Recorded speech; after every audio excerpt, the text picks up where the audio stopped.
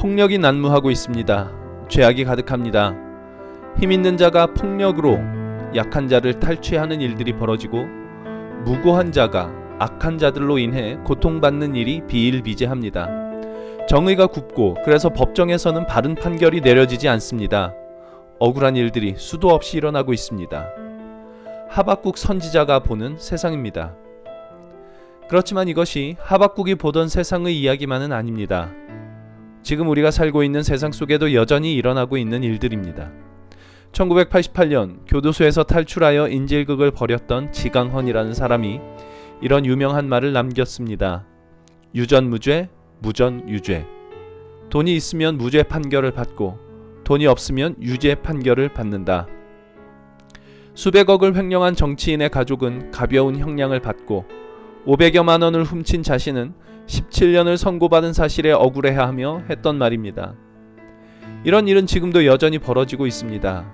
유전무죄, 무전유죄, 이것은 벌어져서는 안 되는 일인 줄 알지만 여전히 벌어지고 있는 일이라는 것 또한 우리가 알고 있습니다. 최근에는 한 아파트 경비원이 입주민에게 폭행을 당하고 억울함을 호소하며 자살한 사건도 있었습니다. 수많은 사람들이 그 일로 분노하고 있는데 뉴스를 보니 정작 폭행을 저지른 당사자는 자기가 뭘 잘못했는지조차 알지 못하는 것 같습니다. 힘이 곧 정의가 된 세상입니다. 여기서 말하는 힘이란 실제적으로 가진 물리적이고 육체적인 힘일 수도 있고 돈일 수도 있고 가진 지식일 수도 있고 사회적 지위일 수도 있습니다. 형태는 다양하게 나타날 수 있지만 중요한 것은 그 힘이 곧 정의로 여겨지고 있다는 사실입니다. 그래서 갑질이 일어납니다. 힘 있는 자가 힘 없는 자를 존중하지 않고 업신 여기는 것입니다. 그래서 힘이 곧 정의인 세상에서는 갑질이 일어나는 것은 이상한 일이 아닙니다. 그렇지만 하나님의 나라에서 갑질은 정말 이상한 일입니다. 하나님의 나라는 모두가 하나님의 형상으로 지음받은 존귀한 자로 대우하고 그렇게 대접받는 나라이기 때문입니다. 그 나라는 힘 있는 자가 힘 없는 자를 위해 희생하는 나라이기 때문입니다. 그 나라는 백성이 왕을 위하고 섬길 뿐 아니라 왕이 백성을 위하고 섬기는 나라이기 때문입니다. 하나님의 나라가 바로 그런 곳이라는 사실을 예수께서 오셔서 보여주셨습니다.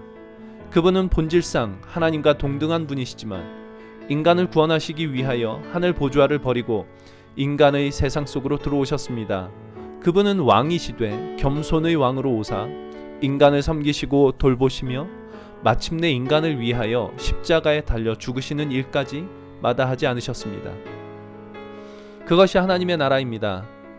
강한 자가 약한 자를 힘으로 억누르는 세상이 아니라 강한 자가 약한 자를 위하여 희생하는 세상입니다. 그러니 그런 세상, 하나님 나라의 통치 원리 안에 사는 사람들에게 갑질은 정말 이상한 일일 수밖에 없습니다. 하박국은 1장 2절에서 이렇게 외칩니다. 여호와여, 내가 부르짖어도 주께서 듣지 아니하시니 어느 때까지리이까? 내가 강포로 말미암아 외쳐도 주께서 구원하지 아니하시이다.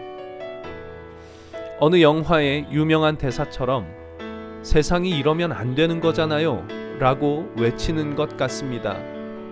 지금 하박국 선지자가 목격하고 있는 세상은 뭔가 이상하고 잘못되어도 단단히 잘못되어 있는 세상이기 때문입니다. 우리는 우리가 목격하고 있는 이 세상에 대해 어떤 마음을 갖고 있습니까? 폭력과 정의가 굽어진 일들이 비일비재하게 일어나는 이 세상에 대하여 어떤 마음을 갖고 있습니까? 아프고 슬프고 괴롭고 분노하고 세상이 이러면 안 되는 거잖아요 라는 마음을 갖고 있습니까? 아니면 세상은 원래 그런 곳이야 라는 마음으로 체념하고 있습니까? 언젠가 제 아들이 저에게 물어봤습니다. 화를 내는 것이 무조건 잘못하는 겁니까? 라고 말입니다. 그렇지 않습니다. 우리는 오히려 사랑하고 있는 것 때문에 화를 내야 할 때가 있습니다. 하나님의 뜻이, 하나님의 법이, 하나님께서 창조하신 아름다운 세상이 죄와 불의와 이기심과 폭력으로 무너지고 있다면 그런 일에 대해 우리는 분노해야 합니다. 하나님 나라의 통치 원리에서는 일어나서는 안 될 일이 일어나는 것에 대하여, 강자가 약한 자를 괴롭히는 일에 대하여 우리는 분노해야 됩니다.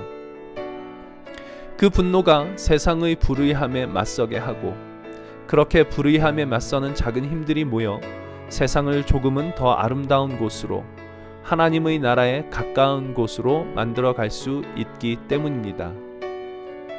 그래서 하박국 선지자의 외침이 감사합니다. 일어나서는 안 될 일이 일어나고 있는 것에 대하여 분노하는 하박국 선지자가 감사합니다. 그 분노를 하나님께 가져와 하나님 언제까지입니까? 라고 외치고 있어서 감사합니다. 이제 하나님은 하박국 선지자의 질문에 하나하나 답을 주실 것입니다. 그 분노를 세상에 터뜨리지 않고 하나님께로 가져왔기 때문에 가능한 일입니다.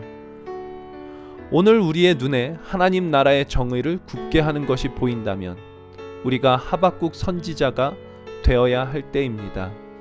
먼저는 내 자신에게 그런 불의함이 없는가 살펴야 될 것입니다. 그리고 세상에 일어나는 모든 불의함에 대하여 분노하고 하나님 앞으로 그 분노를 가져가야 됩니다. 그러면 하나님은 틀림없이 우리에게 답변을 주실 것이고, 우리가 그 뜻을 따르기로 할 때 하나님의 나라는 우리에게 한 걸음 더 가까이 다가올 것입니다. 하나님, 이 세상에서는 일어나서는 안 될 일들이 많이 일어나고 있습니다. 때로는 하나님도 나의 기도를 듣지 않으시는 것처럼 느껴집니다. 그렇지만 오늘 하박국 선지자가 그런 마음을 가지고도 하나님 앞으로 나아갔던 것처럼, 그 어떤 의심과 아픔과 분노의 마음이라도 그 마음을 가지고 우리 하나님을 찾게 해 주옵소서. 주님의 음성을 듣게 하시고 그 말씀으로 허락하시는 하나님의 나라를 누리게 하옵소서. 예수님의 이름으로 기도합니다. 아멘. 오늘을 하박국 선지자처럼 그 어떤 마음을 가지고서라도 하나님을 찾아 나오는 모든 분들을 축복하고 응원합니다.